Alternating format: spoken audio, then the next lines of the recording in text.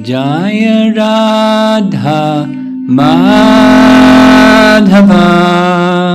Kunja Bihari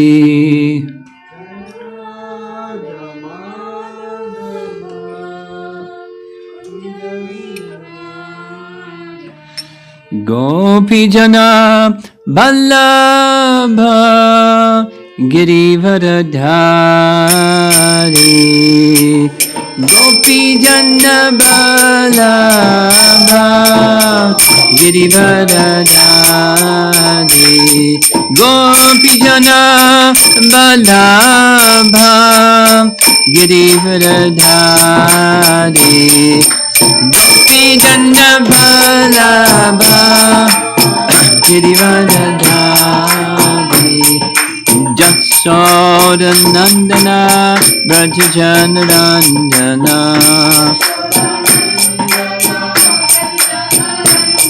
Jasoda Nandana Brajajana Randana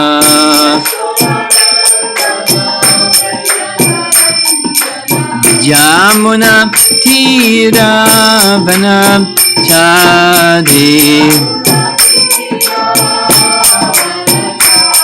Jamuna Tiravana Chadi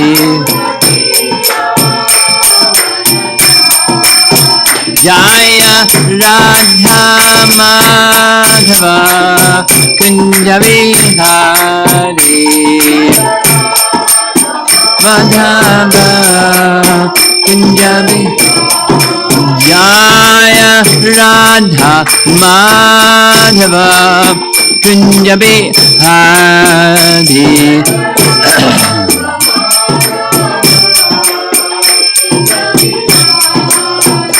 Gopi Jana Vallabha Girivardhari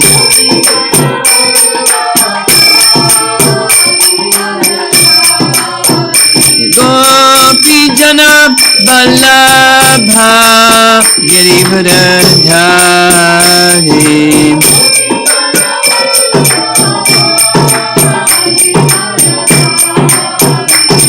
Jasoda Nandana Brajajana Randana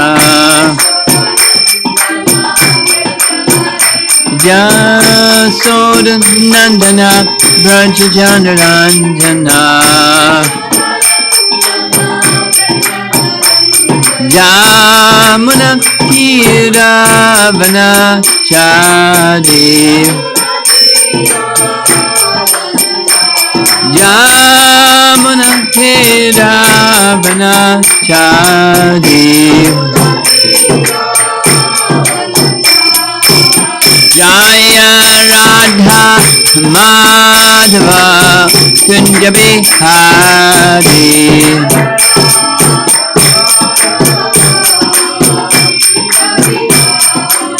Jaya Radha Madhava Kunja Bihari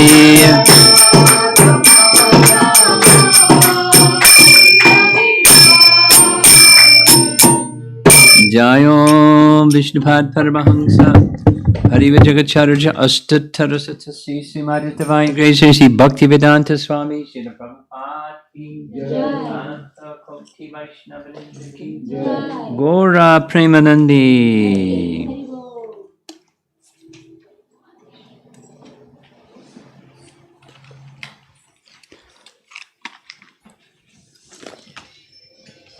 Om Namo Bhagavate Vasudevaya Om Namo Bhagavate Vasudevaya Om Namo Bhagavate Vasudevaya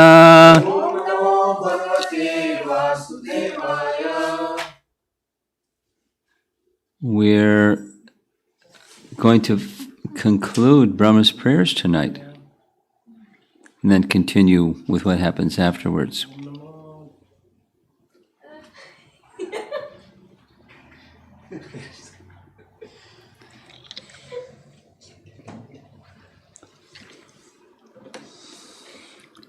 Lord Brahma. We did this yesterday with his daughter, and how old is your daughter? 9? 9, yes. How old are you? 7. 10. Okay. So you know more than she knows because you're 10, she's only 9, right? Okay. Here's some things that we discussed about Brahma. Here's 5 things. Firstborn living being in the whole universe. He created the universe, or he engineered the universe. He put the universe together. 3, he received Vedic knowledge, and he gave Vedic knowledge to his disciplic succession. That's 3.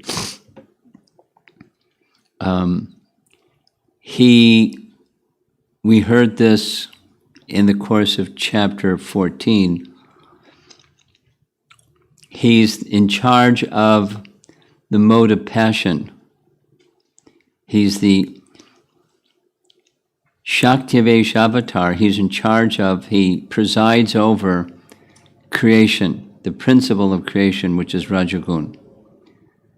So he's one of the avatar forms of the Lord in that capacity. And a 5th thing that he does is he's the presiding deity of intelligence. You like to do well in school, right? Yeah. And if you have intelligence, but if Lord Brahma does not empower your intelligence to do well in school, you won't be able to. But fortunately, he usually does that with us, gives us some intelligence.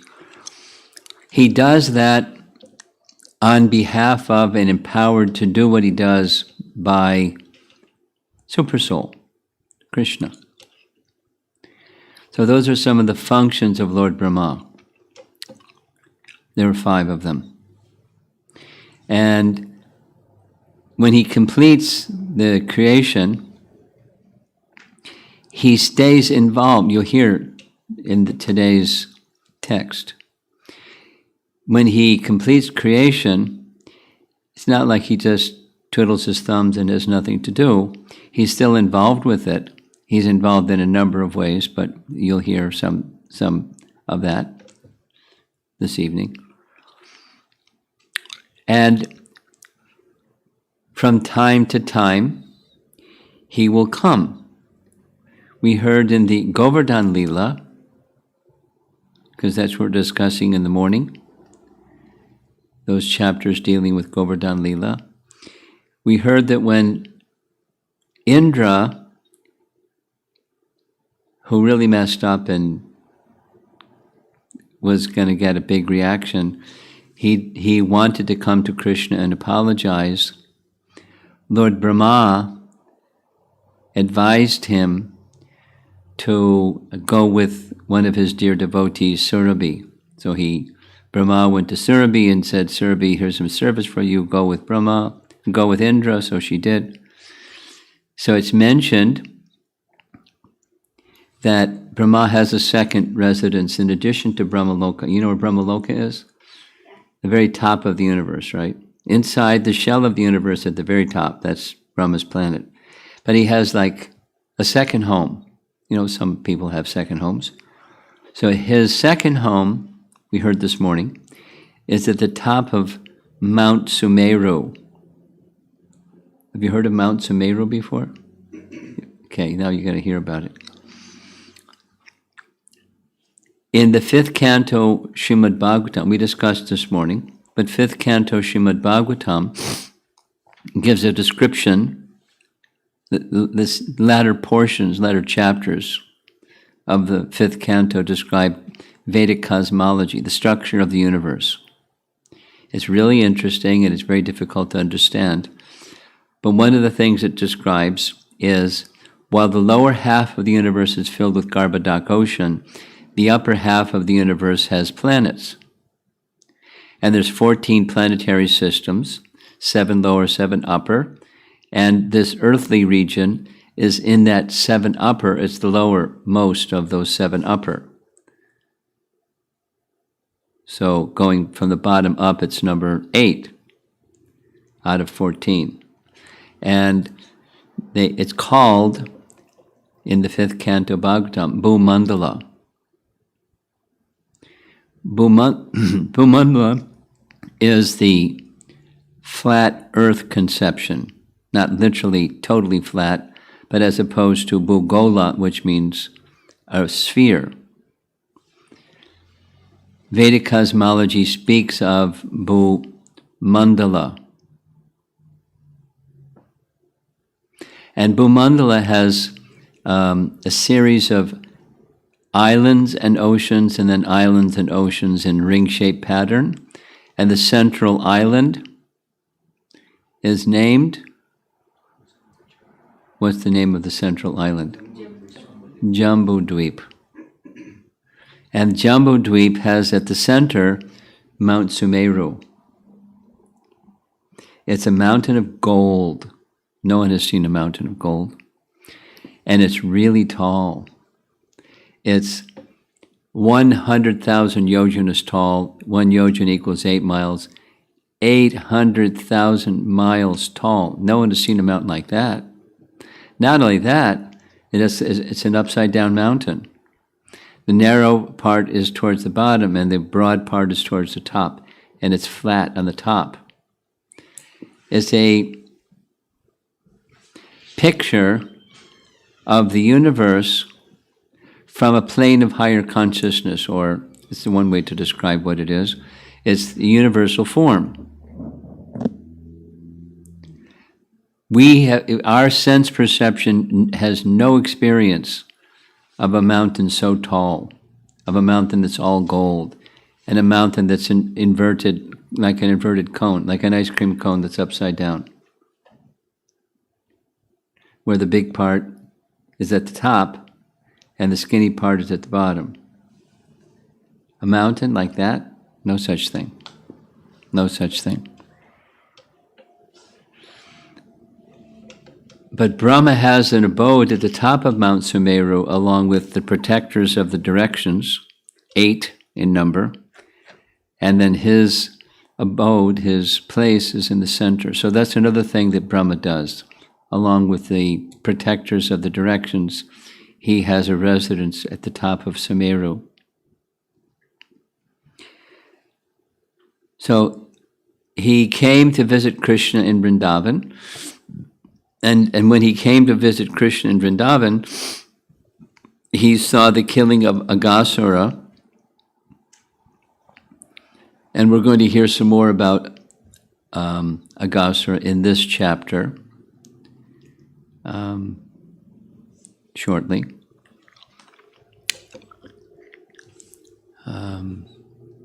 And when he saw that, he was amazed at the power of Krishna, and then the simplicity of Krishna. After killing Akrura, he went and had lunch with the cowherd boys, and the calves were grazing in the grass nearby.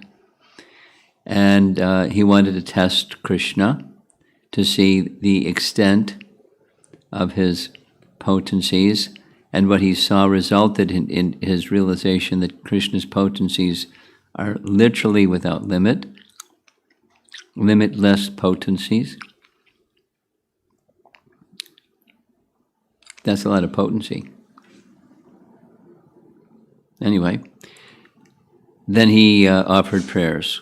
So we're going to hear the last of his prayers before he returns back to Brahmaloka.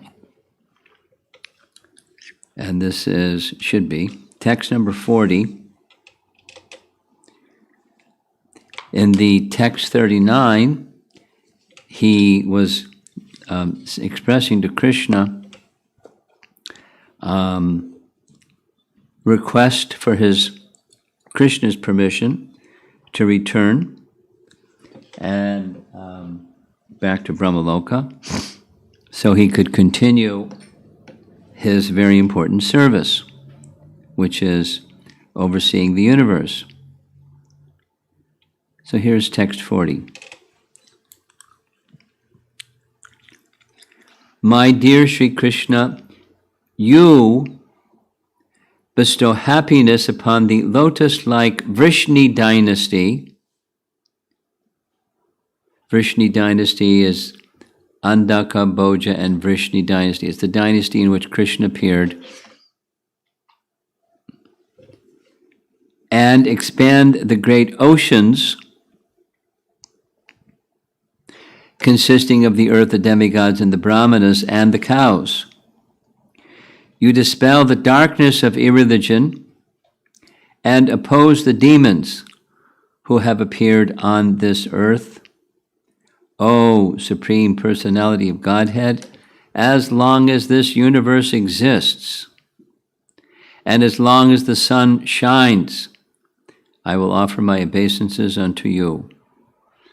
Of course, after that, he's going to leave his body, so he won't be able to offer obeisances. But depending, so there's this very detailed explanation of the destination of Brahma after the universe is over. And the explanation is he doesn't always go back to Godhead. There's multiple options. But that's another class. So don't ask me what the other options are, because we'll go there. Purport from the BBT publication. According to Srila Sanatana Goswami, Lord Brahma is here engaged in ecstasy of Nam Sankirtan. We didn't discuss this yet, did we? No, okay. Glorifying various holy names of Lord Krishna that indicate his variegated pastimes. Lord Krishna expertly suppressed the demoniac population of the earth, which became unbearable with the advent of demoniac politicians like Kamsa, Jarasandha, and Shishupal. Similarly, in modern society, there are many so-called God-fearing people who are actually attracted to demoniac existence. Such persons become enlivened with the setting of the sun and go out in the darkness to enjoy life in restaurants, nightclubs, discotheques, hotels, and so on, which are all simply meant for illicit sex, intoxication, gambling, and meat eating. Then there are those who openly defy God and his laws, declaring themselves atheists and demons. Both the covert and the overt enemies of the Lord constitute an unholy burden for the earth, and Lord Krishna descends to expertly remove this burden. Paragraph. Here, Lord Brahma indirectly states that Lord Krishna should remove Brahma's own subtle atheism, which has led him to try to exert illusory power over Lord Krishna. According to Srila Vishwanath Chakravarti Thakur, Lord Brahma, in his shame, felt himself to be like a Brahma Rakshasa from Satyaloka, who had come to the earth to disturb Lord Krishna and his intimate friends and calves. Brahma is lamenting that, although Lord Krishna is most exalted, the Lord of all lords, because he had appeared before Brahma in such a simple and innocent feature, decorated with a stick, a conch shell, ornaments, red clay, a peacock feather, and so on, and sporting with his cowherd boyfriend, Brahma dared to challenge him.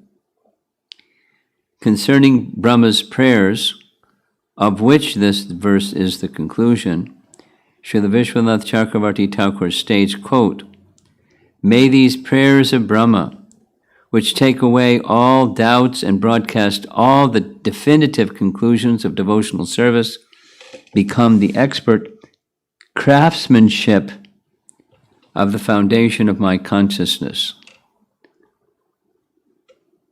End of BBT commentary. So there's a few by others. By Vishwanath, Brahma states, "If you don't want to speak to me because I am an offender, then at least show mercy by giving the nectar of your glance By this meal, I will be able to maintain my life for the rest of the kalpa. And what's the kalpa? It's the day of Brahma. And the day of Brahma is how long? 71. Yeah. 4,320,000,000 years, solar years. That's one kalpa, one day of Brahma. And then at night.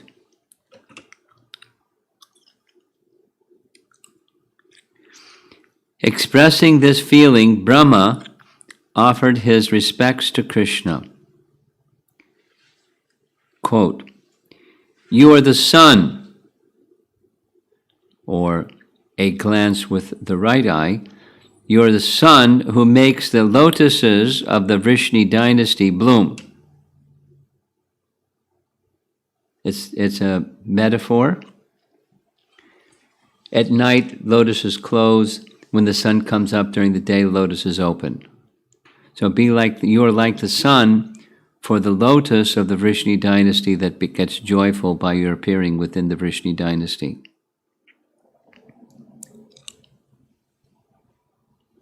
I am an offspring of such a lotus. Therefore, you should show mercy and make me blossom also. You are the moon, or the glance with the left eye, or you're the moon who is the increaser of the ocean, because with the movements of the moon, the tide comes and goes. For all the inhabitants of earth, for the devas, birds, cows of Vrindavan, giving them nourishment, be merciful to me, the lowest of the devas, and nourish me as well. So both sun and the moon. You are the destroyer of dense darkness, Sarvarahara, in the form of atheism. And you take away the atheism in me, which took the form of trying to spread illusion to you, my master, so that I will not make such mistakes again. Unquote. Again, speaking Brahma, though you killed the demons on this earth, you blessed them by having them enter your body. You should then purify me also with that punishment, since I am a Brahma Rakshasa, having done away with your calves and cowherd boys. The servant can live happily upon seeing either the mercy or curse of his master, but cannot live at all seeing his master disinterested. If you do not give mercy, then at least curse me. I should satisfy Krishna, whom previously I thought was acting improperly as God, by happily playing with the cowherd boys, with decoration of gunja, seeds, clay, peacock feather, and cane. I pay obeisances to you, decorated with gunja beads, and wearing arka flowers of Vrindavan, which are normally forbidden for worship. I pay obeisances to you who are worthy of my worship, or are worthy to bestow mercy or withdraw it from me. Conclusion. May these prayers of Lord Brahma, which are capable of destroying all the influence of the material world, which are the ocean of all conclusions about devotion, remain impressed upon my heart. Now that's Vishwanath praying, not Brahma praying. Jiva Goswami. In order to offer respects with realization of his powers and with reverence, Brahma first calls out using the name of the Lord's Swarup. Then he calls out names depicting his birth and activities, revealing external particulars. Vrishni Kula. He addresses Krishna like that, within the family of Vrishni Kula.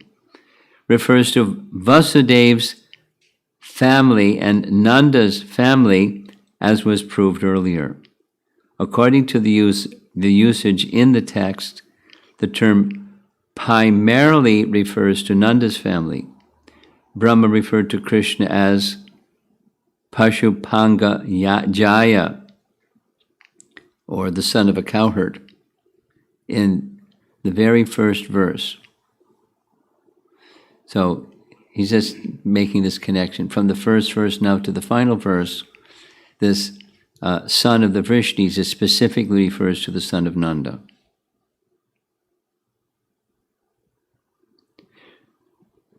Though the word earth is not modified, the intention is to link it with the cows and brahmanas, since it is well known that the Lord appears on earth to benefit the cows and the brahmanas. There's another verse in the text, Dharma, means dharma which opposes the Lord. The Rakshasas, such as Kamsa, are the promoters of Dharma, dharma that opposes the Lord.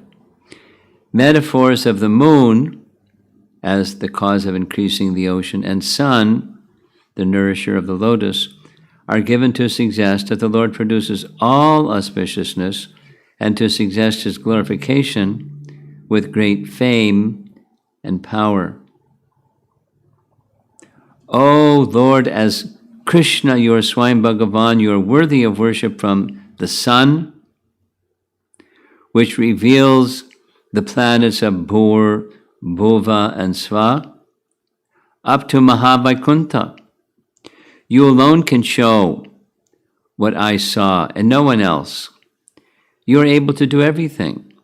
You are worthy of worship, spreading over a kalpa, or my day. Kalpam can refer to the ornaments of Krishna, such as his gunja garlands, peacock feather, and yogurt rice in his left hand. Arkam can refer to the flowers of the arka tree, which should not be offered to the Lord. I offer respects to you along with your ornaments, and even to the flower of the arka tree, which is generally not respectable.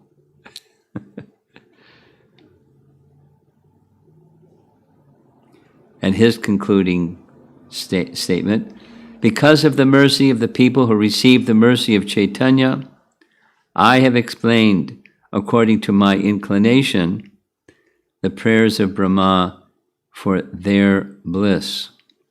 The bliss is the people who have received the mercy of Chaitanya. That's a nice way to end, huh? Now, Sanatana Goswami's commentary. O Krishna, endowed with various splendors in all matters, endowed with Shri, he attracts everyone's hearts. He is excellent in all ways, completely. This is clarified with the other terms addressing Krishna. The reason for this is that he is Bhagavan, who displays all powers. Paragraph. Brahma praises in the form of Sankirtan of the Lord's names. And after having developed the highest bhakti, that's Brahma, summarizing in one verse the purpose of all the avatars, and offers respect at the Lord's lotus feet. By his appearance, the Lord destroyed the grief of Vasudeva and the Yadus and gave them bliss, like the lotus giving up, being closed in darkness and blossoming with the rising of the sun. This was described previously. Quote. Now he makes reference to an earlier, this is chapter 14. So chapter 2 of Canto 10 is the prayers of the demigods to Krishna within the womb. So he refers to 2 verses from chapter 2. He manifested the effulgence of the Lord and became as bright as the sun. And that's text 17. The heavy burden of the demons upon this earth is immediately removed by your appearance.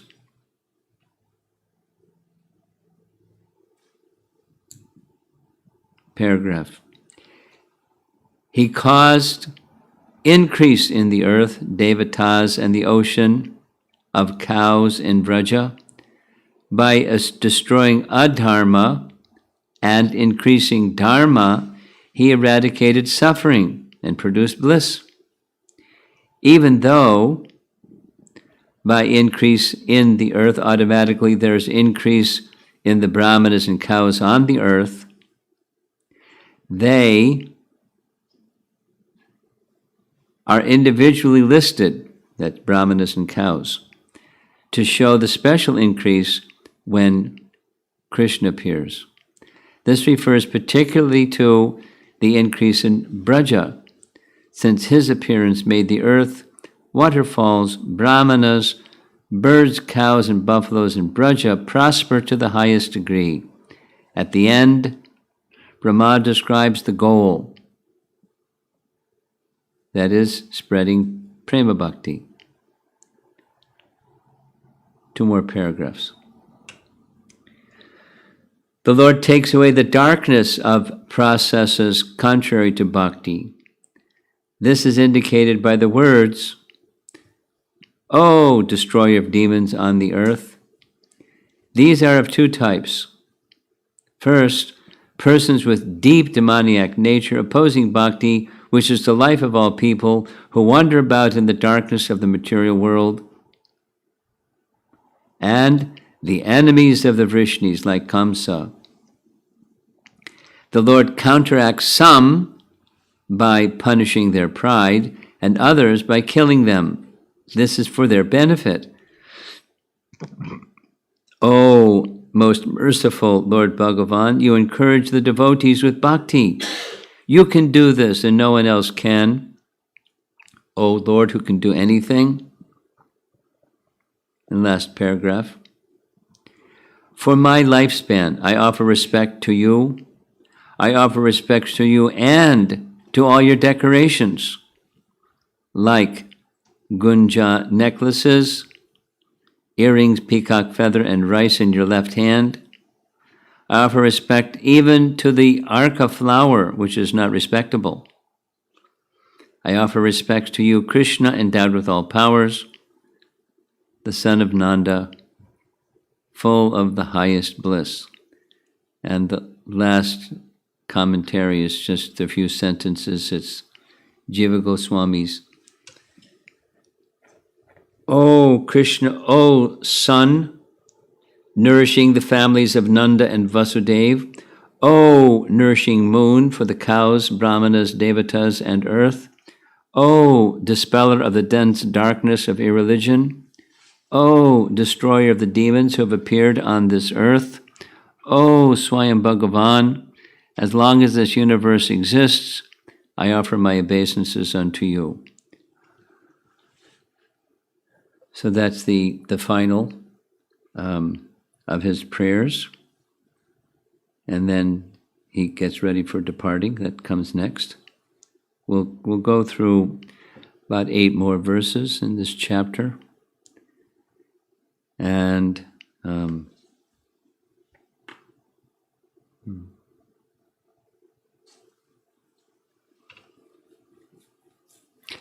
as stated, this is a summary. It's 40 verses long, and so he's just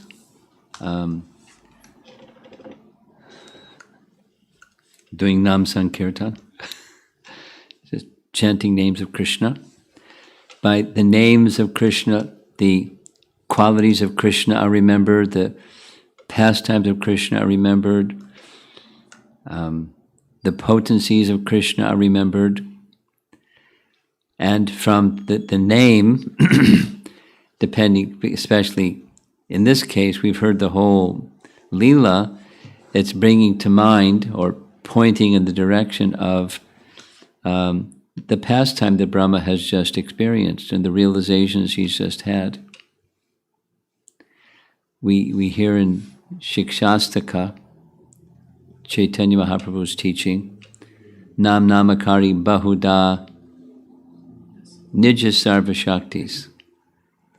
Bahuda, he has many thousands and millions of names, and each of these names, each one, has unlimited potencies. Nija Sarva Shaktis.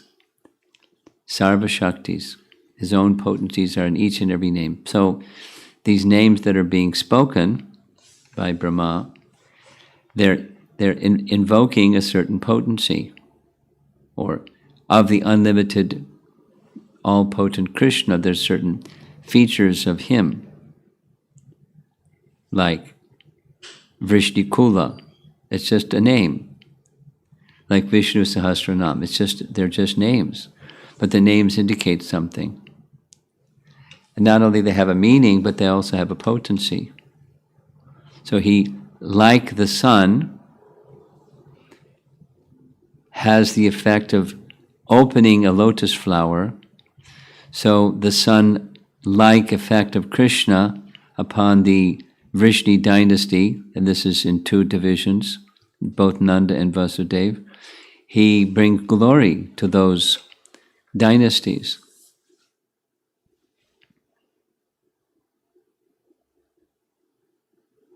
And by speaking the name, by reciting the verse, or by speaking the name, any one of these names, there's potencies invested in those names, and those potencies act.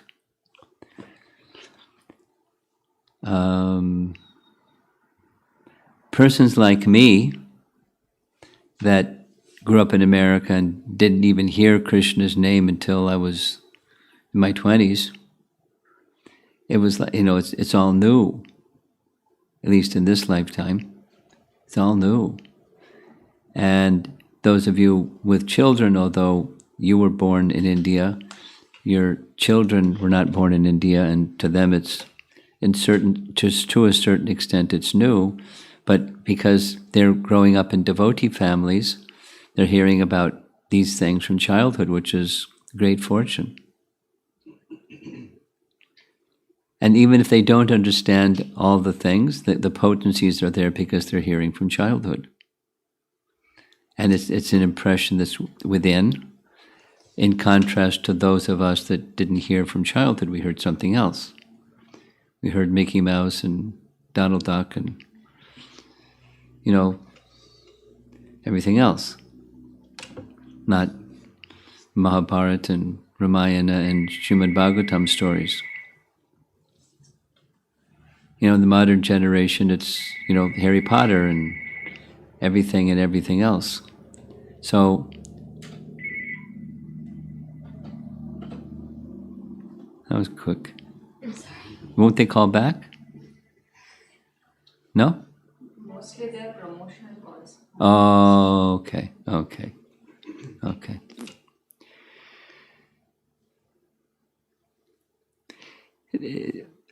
Like the sun that rises in the Bhagavatam is compared to the sun that rises in the morning.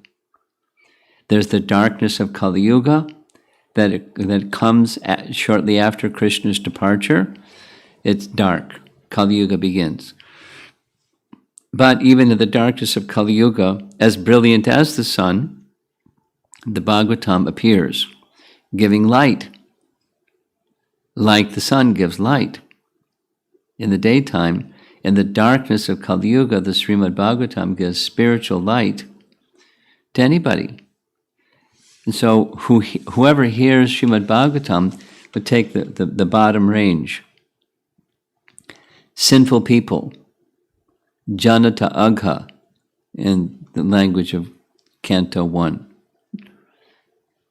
Janata Agha, sinful people.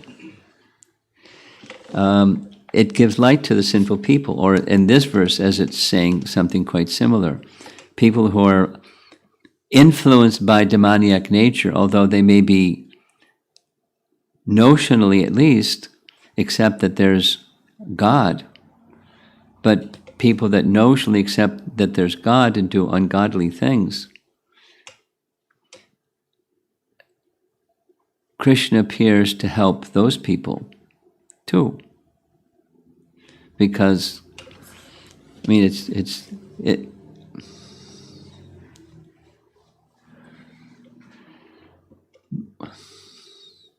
while the economy is sagging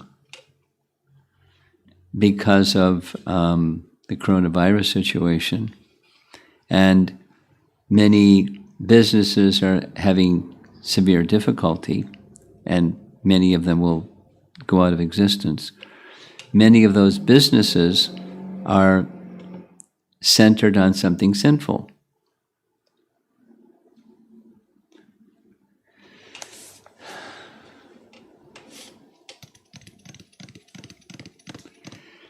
Our Western culture has influenced the world, or the materialistic culture has influenced the world, not only Western.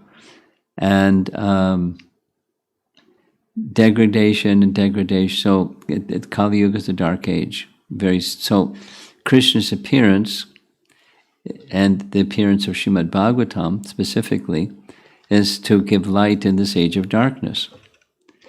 And where that light comes in, sinful tendencies are curbed, and people take to a virtuous life instead of sinful life. I mean, there's so many things, alcohol, and as was mentioned in the purport, the BBT purport. And the topic is too long and too big to get into.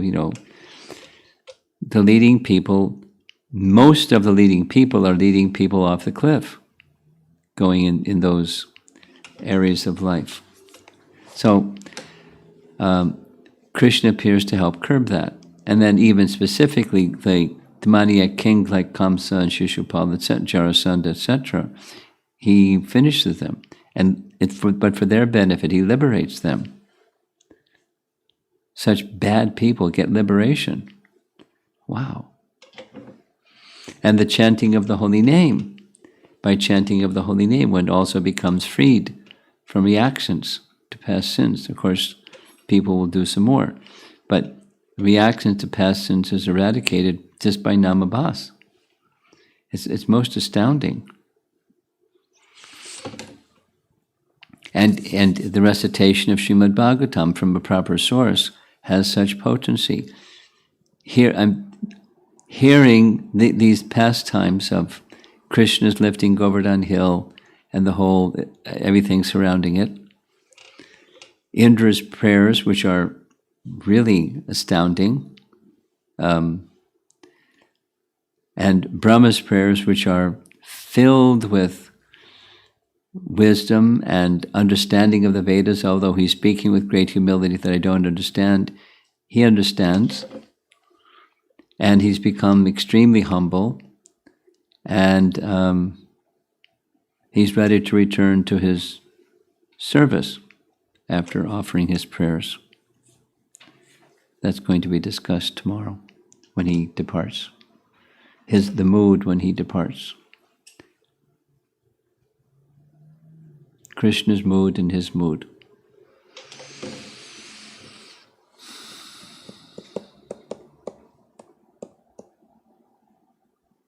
I think what I'm going to do is just read, for conclusion, just read again what Vishwanath says in his concluding statement.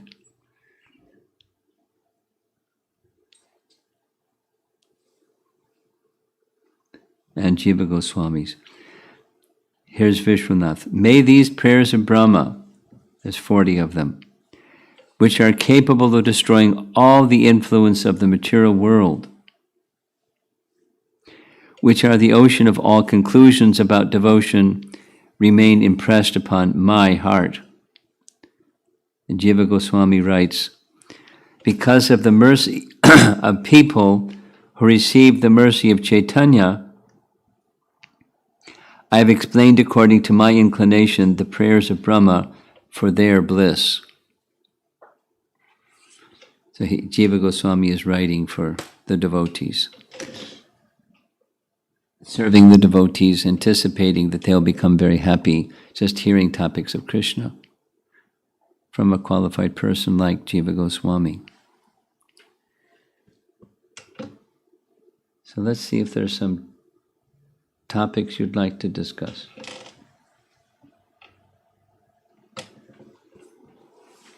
There it is.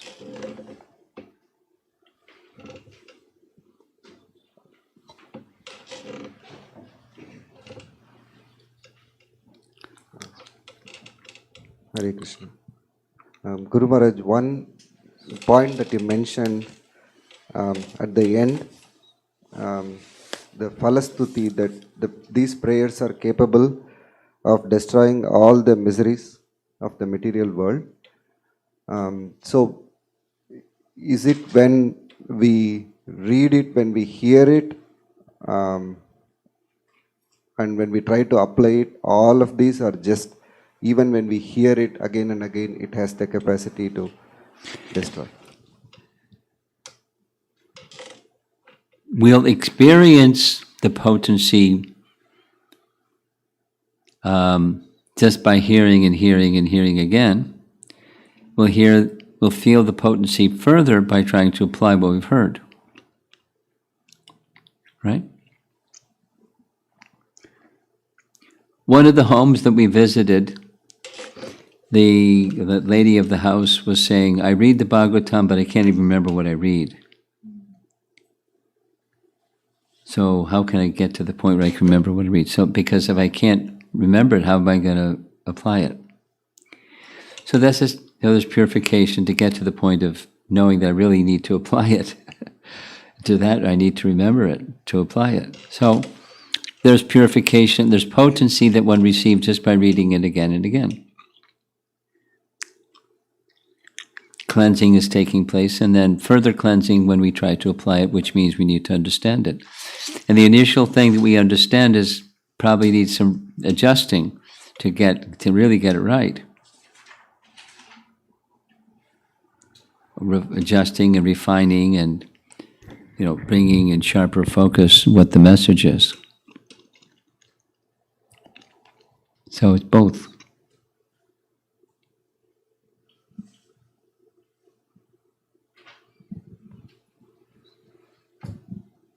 Hare Krishna, Guru Maharaj. So there was one term, subtle atheism, in Lord Brahma's prayers. There was what? Subtle atheism. Atheism.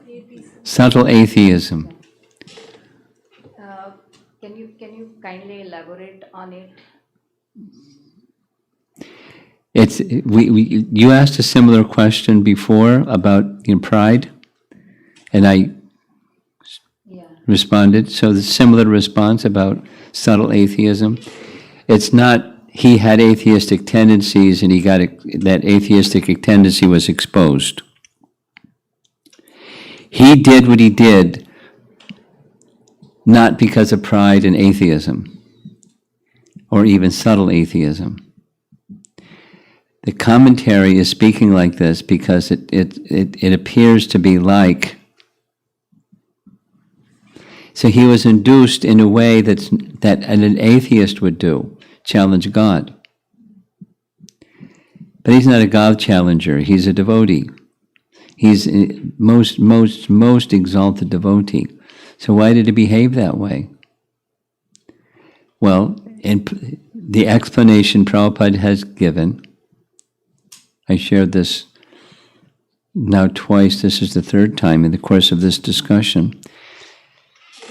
Like Arjuna was induced by Krishna to be forgetful of his position so that we could hear Bhagavad Gita, so similarly, Prabhupada explained this in the temple room in Los Angeles about Brahma, that he was induced by Krishna to act this way so that the whole Leela could be performed. There's many parts of the whole Leela. So Brahma could speak what Brahma speaks. So the cows could have as Krishna as their calf. The mothers could have Krishna as their son. So we could hear Srimad Bhagavatam.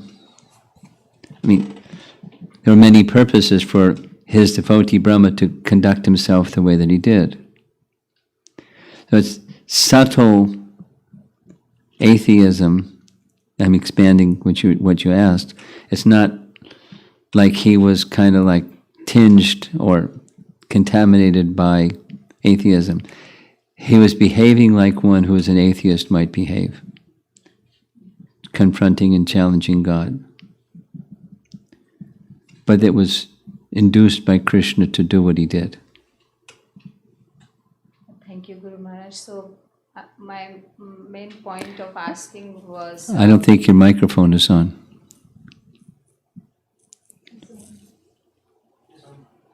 So, I wanted to see if I carry that from personal point of view, that so what is that subtlety that...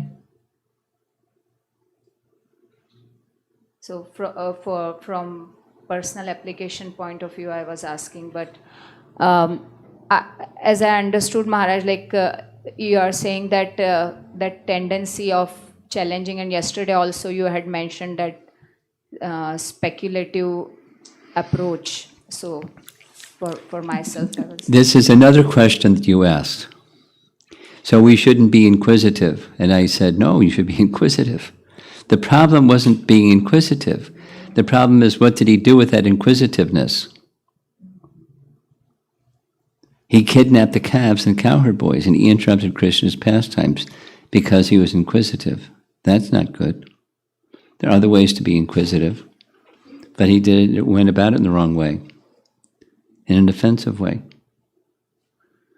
But Krishna had already forgiven him before he even came to speak what he spoke. So, does that respond to your question, specific question? Yes, Maharaj. It was from my perspective that what I need to apply here. Yeah, so what you need to apply is continue to be inquisitive, but as your question was speaking, that the inquisitive doesn't mean speculate. You want to go to authoritative sources and try to understand from authoritative sources, which isn't speculating. You could consider, maybe it's like this, is this correct?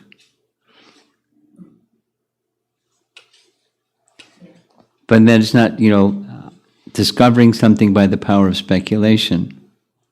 You want to receive descending knowledge, an inquisitive spirit seeking descending knowledge. Okay? I have just one more question, Maharaj. So, as you mentioned, Jarasandha and all those demonic kind of personalities, they still got liberation. And what to speak of devotees? So, is it like just being in contact with Krishna, everything is fine? Because there are so many people who just don't know about Krishna, or they are indifferent to God. But even the demoniacs get liberation, and devotees, of course, they get mercy of Krishna. Well, it's not that offenders always get liberation. People who are offensive don't always get liberation. They get very severe consequences.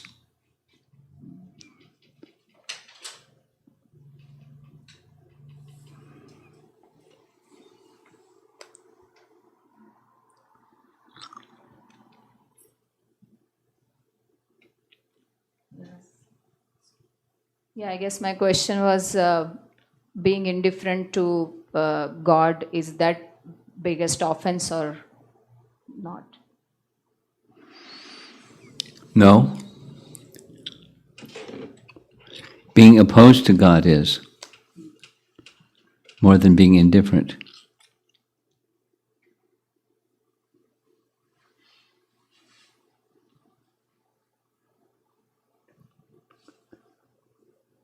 What happened, I don't need to say it again.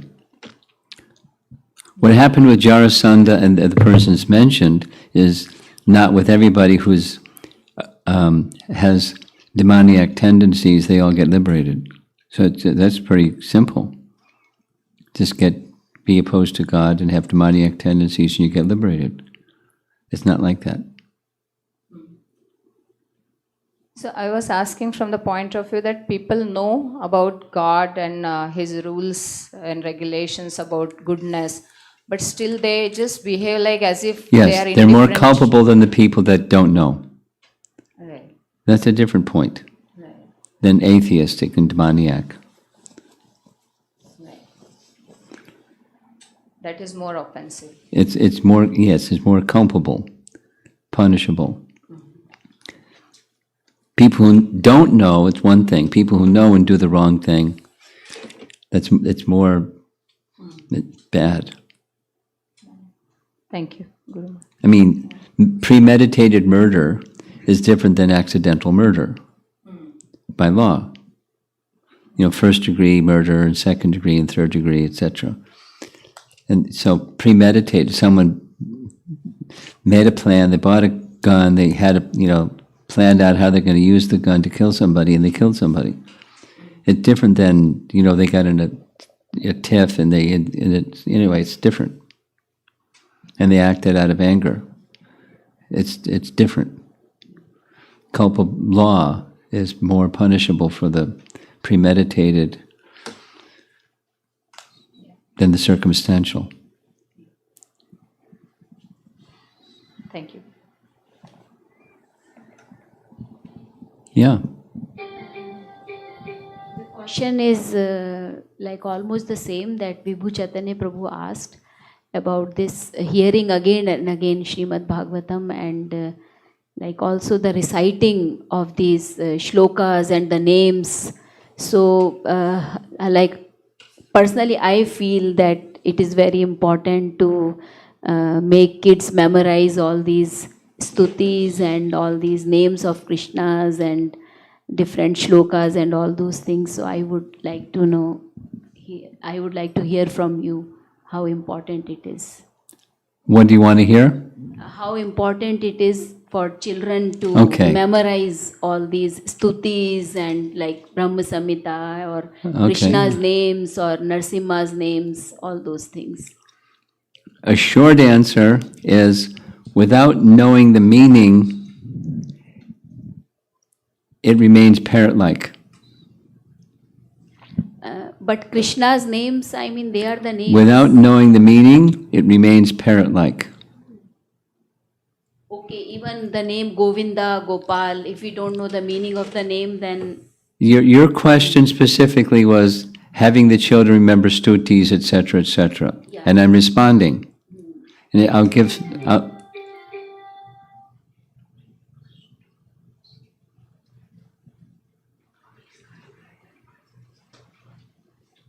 just unplug the phone, right?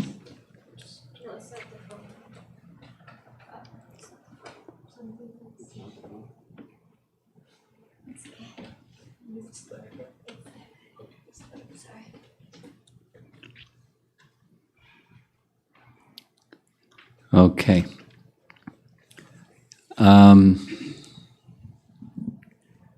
I was in Italy one time giving a morning Bhagavatam class when there was an organization development committee meeting at the temple in Italy, one of the temples. And in the class I was speaking on this topic, that the BBT, that then at the time that I was in Boston, there was not, the BBT hadn't been formed yet, it was ISKCON Press. And the person who ran the press was purchased, Advaita, Prabhupada disciple named Advaita, was in charge of the press. And Advaita told me, he asked Prabhupada, is it okay to print a little pocketbook Bhagavad Gita that just has the verses that you can put in your pocket and from time to time pull it out of your pocket and read the verses and put it back in your pocket? It'd be very convenient. And Prabhupada said no, because the difference between one Bhagavad Gita translation and another is not the verses, it's the commentary. So without understanding the commentary, they won't understand and receive the proper understanding of Bhagavad Gita. So he didn't want it. When I told the story, in the audience was Lakshmi Moni, who raised her hand and said, Prabhupada said the same thing about our children, in Dallas, because Prabhupada was headquartering himself in Los Angeles. The Dallas temple was purchased. They got the Gurukul up and going, and Prabhupada was very enthusiastic about the Gurukul, so he came. He showed them how to do the deity worship of Radhakalachandji, and then they brought the children before Prabhupada to recite Bhagavad Gita slokas, thinking Prabhupada would be very pleased.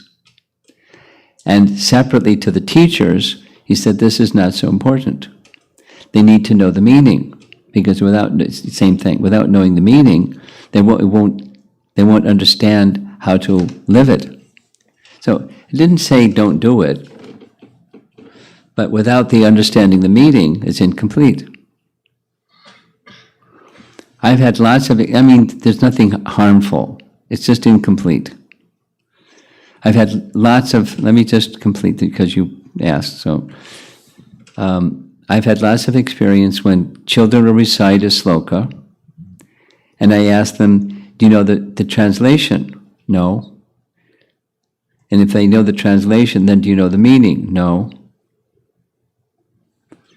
There's nothing harmful. It's Krishna's words. But then here's another. Subal, you know Subal, right? Okay. Subal and his wife Krishnarchana had moved into, when they married, they were living in Brooklyn. When they married, there was a space in the Tuaco temple where it was for householders to stay up on the upper floor, so they were given that space, and they started running the Sunday school program. Right, this is so many years ago. And they got to know the children that had been brought up doing the recitation on Krishna Janmashtami, reciting some stutis and, Gita Jayanti reciting. And they noticed that as soon as they were out of that kind of supervised activity, their Krishna consciousness didn't endure, because it didn't really go in. It wasn't waste, but they weren't. So you could ask Subal about this sometime, because he has a lot of realization and appreciation for approaching it a different way. And those kids that they worked with are still, many of them, still practicing Krishna consciousness. Because it wasn't about, so there's nothing harmful. I'm sure they learned verses that Subal and Krishnarchana students. Just like, your son, who liked Bhagavad Gita. It came from Premananda. At least he attributes it. But it wasn't just recite the slokas. So I'm not saying don't do it, and it's not important. I'm repeating what Prabhupada said, it's incomplete. So emphasis on understanding, and then with the understanding how to apply it, more than reciting. And there's auspiciousness created by reciting. But many people recite things, they don't know the meaning. A lot of Brahmanas, they can recite mantras like the wind, and nobody knows what's going on. And when somebody explains what's going on, it's like, wow, that's what that mantra meant, and that's what the procedure is, and you understand what I'm saying? Yeah. Okay, so include helping them understand the meaning, along with the memorization and recitation. Yeah, and another question is what about memorizing the names of Krishna? What about it? Names of Krishna. What about it?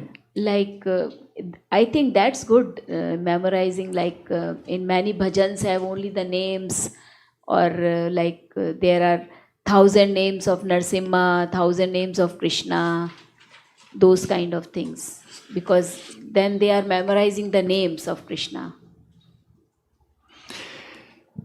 Your question is the same question, my answer is the same answer.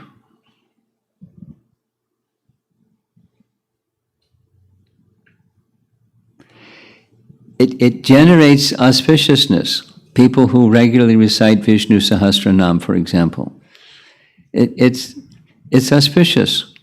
It's transcendentally auspicious. It's dry, wet wood becoming dry wood, but it's not the same without knowing the meaning and becoming absorbed in the meaning and speaking the sound with that understanding of that meaning. Just like, this particular verse. It's names of Krishna. But the names of Krishna are being unpacked, and it's just representing things that it's a bullet point that brings to mind so many things that have already been explained. But supposing you just have the bullet point without the explanation of what it's representing, it doesn't have the same effect. There's potencies in those names, no doubt. I would say have them understand one of the 1,000 names, and now you got something. Not just be able to recite back, this name means this. Sure. You follow? Yeah, I follow. Yeah. Thank you, Maharaj. And that's not easy. Recitation is easier than realization. Saying thank you is a lot easier than having gratitude in the heart. And a real teacher is one that awakens that character and quality and the deeper mood of devotion. That's the greater teacher, the greater challenge of parenting, the greater challenge of being a friend, being a well-wisher of others, awakening that higher consciousness.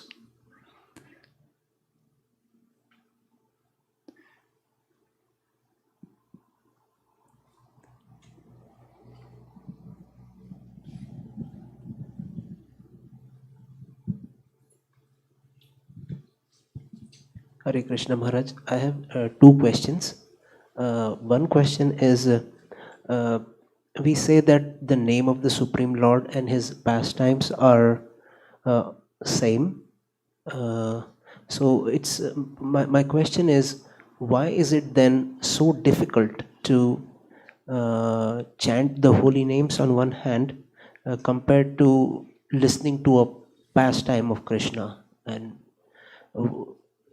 for example, when I chant, I can maybe focus for 3 or 4 rounds at the most, and after that it becomes mechanical.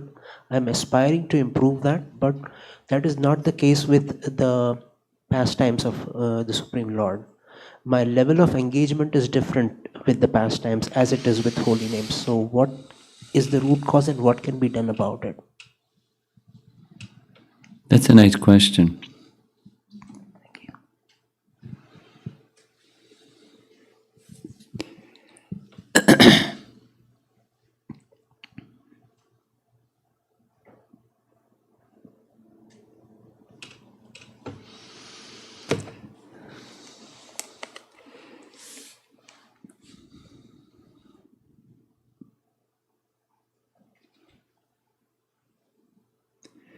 Well, there's many things. Within the name, Krishna is all potency, and within the name Krishna is all forms. Within the name Krishna is all pastimes. So there's a pastime, like, we've been morning and evening, 2 different pastimes, the Govardhan pastime and the Brahma Vimohan Leela pastime. So, and there's details and details, and we're sitting here for quite some time going into those details, and at least there's some people that are able to be very attentive to hear and understand. But that's just one pastime that's within the name, because within the name is everything. So there's specifics connected to the name and the pastime that we're hearing. And then the name is very concentrated, and we're we're not purified enough, or our consciousness not subtle enough to perceive and receive the potencies and the pastimes and the form and the qualities, etc., just from the name. But it's, the concentrated name is everything. So I think that's an explanation of why, and what to do about it. Well, continue doing both, because we're advised to do both. Here's what Bhaktisiddhanta says about this. Over here is the name, and over here is the description of the Bhagavad Katha or Krishna Katha. So he says the name is the Swarup, and over here is the Shakti.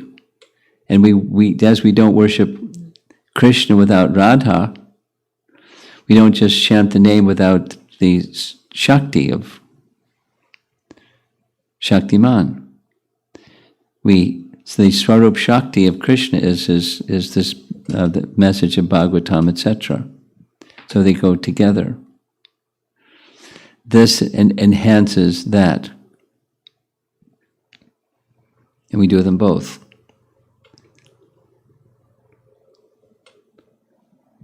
Okay, Maharaj, thank you very much. Thank you.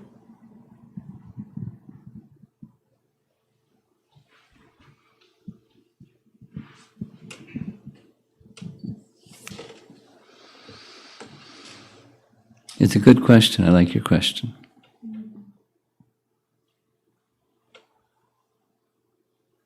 Guru Maharaj, question from Radhika Priya. When I hear couple of times the pastimes and still it is hard to understand the philosophy, will I still get the spiritual benefit of hearing? Oh, yeah.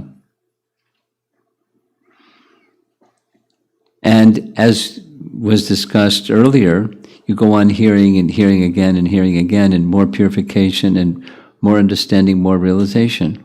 But purification is happening from the get-go. The plant in the room is getting spiritual benefit just from our discussion. Not the same as you, and you may not be getting the same as Jiva Goswami, but benefit is there for sure. Question from Kirti Prabhu. Is Brahma's mood toward Lord Krishna's indifference similar to the mood in the Sikshashtakam line, Adarshanam mamahatam karotuva? Yeah. Is this understanding correct? Yes.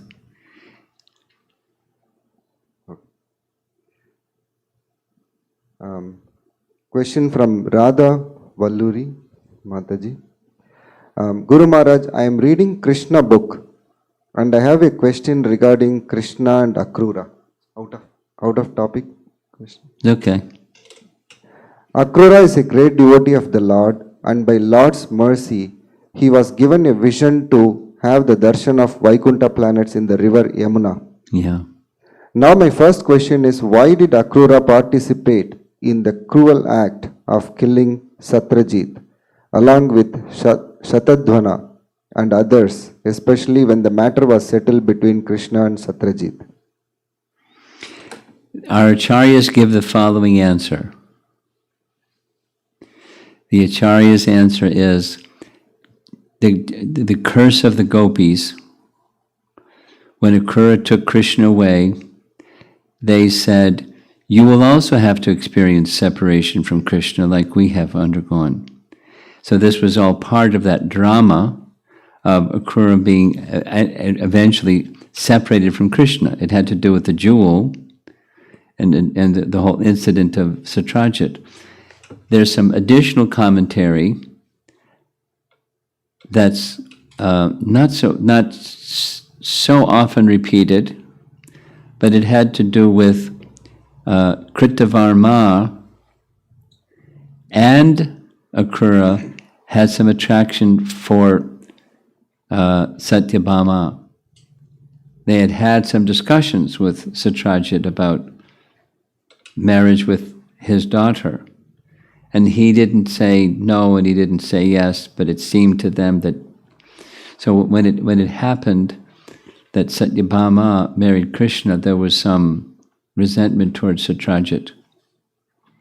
It's not so clear, like how that happened and how the dynamic went, but that was one of the sparks in the fire.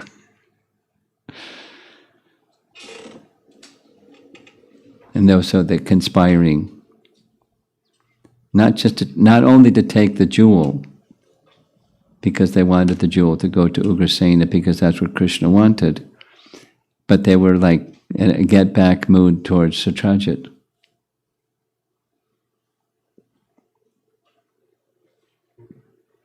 And my next question is that when the jewel was kept under the protection of Akrura, why Akrura was not able to offer it to Krishna voluntarily, though Krishna indirectly told him that father's property should be inherited to their heirs?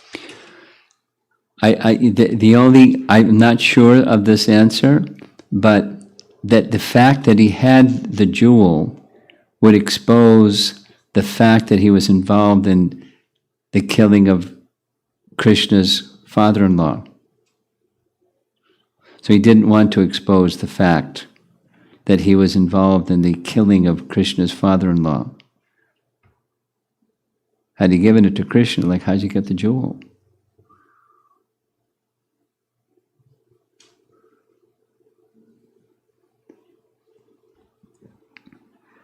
Question from Govinda Mohini Mataji. Hare Krishna Guru Maharaj, when we are sharing messages of Srimad Bhagavatam and Krishna consciousness, what should be our mood? Mood? Mood. M-O-O-D. M-O-O-D. Mood, okay. I feel I tend to have expectations, especially from family and friends. Well, one thing doesn't have anything to do with the other thing. Expectations from families and friends has nothing to do with the mood of how you hear Srimad Bhagavatam. No, while sharing the messages. By sharing the message with them. Oh, okay. What should be the mood that I should have when sharing the message of Bhagavatam with family and friends? Well, it depends on the family member or the friends. I mean, a very innocent manner of sharing is, I just read something wonderful. And, bubbly, innocent, childlike enthusiasm, just sharing something that you read that you found very wonderful. But, it depends on the family and the friend.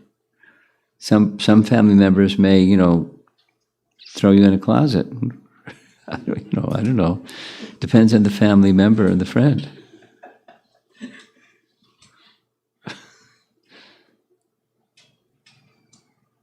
Okay.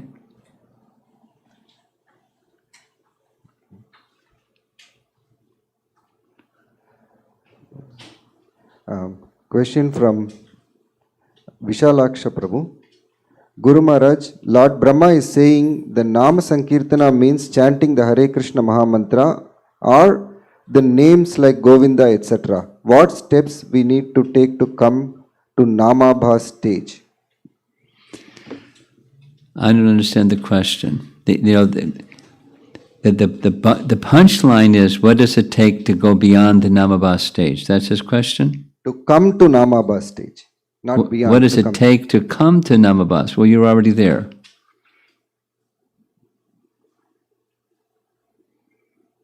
Just keep chanting the way that you are and you're there. The shadow of the name. So maybe you can think about your question and word it a little differently so that I can understand if you're asking differently how to respond to your question. You come to Namabha stage by taking the name and making an effort to chant with attention and devotion. That's how we come to the Namabha stage. strive at least. Although we're inattentive, we strive. And the first part of the question is, maybe I'll repeat, is Brahma is saying the Nama Sankirtana, whether he means it as chanting the Hare Krishna Maha Mantra or the names like Govinda, Gopal, etc. He's saying other names of Krishna, neither one of those two. The names are right in the verse. And both are considered as Nama Sankirtana. Yeah. That's the question. Okay. Just names and reciting names. Ask Brajabhumi, she knows about reciting names. Because I keep wondering for the children, they need variety all the time. Okay. If I read only Bhagavad Gita with them, they can't concentrate for more than half an hour or like that. 20 minutes, 15 minutes, 5 minutes, 3 minutes. They don't want to do at all. Okay. So you tell stories and you make it attractive that way. So they get the meaning. Embellish that way, not just variety and then. Okay. Next question. Question from Shashireka Mataji. Hare Krishna Guru Maharaj. Reading Bhagavatam is very pious activity and it washes away our anarthas. But I feel that I read Bhagavatam because I am very fond of reading Shastra. But I think I don't read to please Krishna. How can I cultivate the mood to read Shastra to please Guru and Krishna? By desiring to, that's how. And you cultivate that desire. You just work on the for the pleasure of principle, and by the for the pleasure of principle, it grows. Next. Another question from Shashireka Mataji. This is related to Ramarago Prabhu's question. This is related to that Prabhu's question on chanting and hearing about Leela. Is it also true that we can focus more to hearing than chanting because mind likes variety? Well, that's yes and no. Because all variety is there in Krishna's name, but we can't discern it.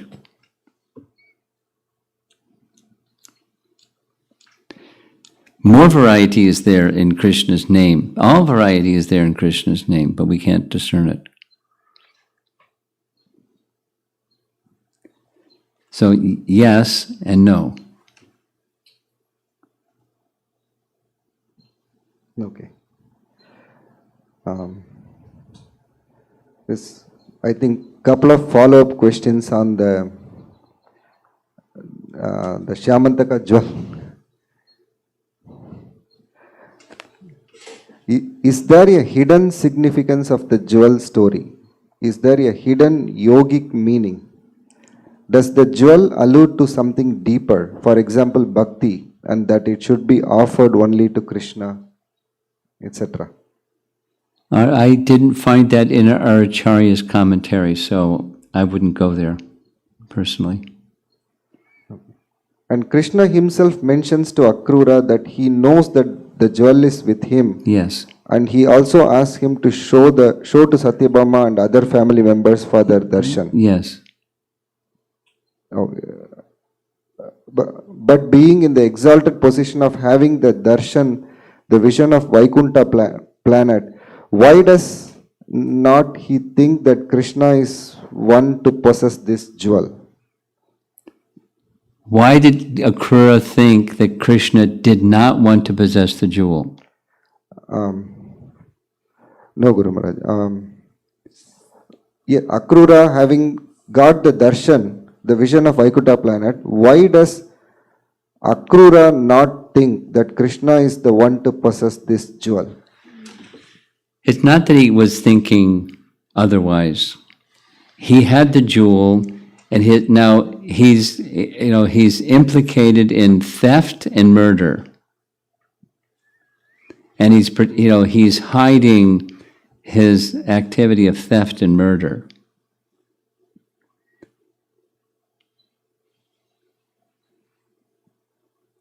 And I think that's enough on the Shyamataka jewel topic. Yes, ma'am. A question from Radha Kunjabihari Prabhu.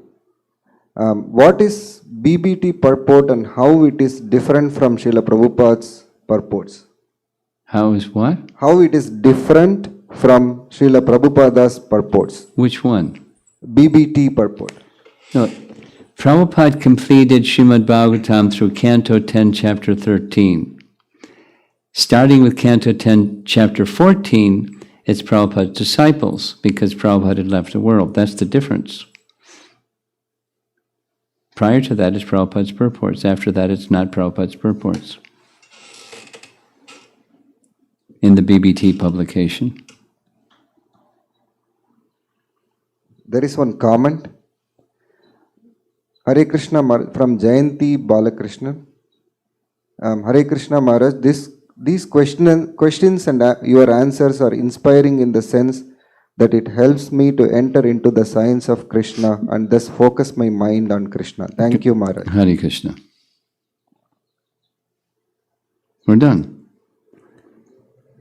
Anything in conclusion?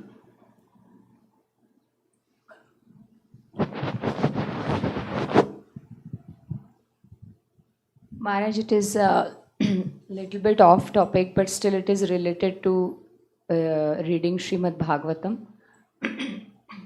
So, how far it is good to create a positive pressure on ourselves for doing some, say for example, taking up some exams so that I'll be reading. I want to create a positive pressure on myself because it is not on spontaneous level. So how is it okay? Is it Yes. recommended?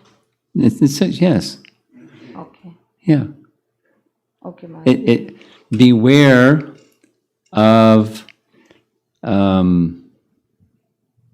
fruitive tendency and fanning fruitive tendency. But, having goals and standards and so forth, and that's good. Okay, Maharaj. Okay? Yeah. And just one more, I had that during this Corona time, I was inspired, Maharaj, to read Chant and Be Happy on public forum. So I was doing it for 5 to 7 minutes every day with one round of chanting. So is it okay, one thing, and will there be any copyright issues if I read from... No. No. So is it okay that... Yes, it's okay. Okay. Now I want to hear from your son. Out of all that you've heard, because you're a little distracted, but I know that you're a good listener anyways, out of all that you heard, what is going to stick with you? What's like you're going to remember and carry with you tonight and tomorrow? I feel like you shouldn't try to challenge Krishna. You shouldn't try to go against him anytime. And whatever he's doing, you should always think of it in a good way, not in a bad way. Okay. Fantastic. Srila Prabhupada ki jai.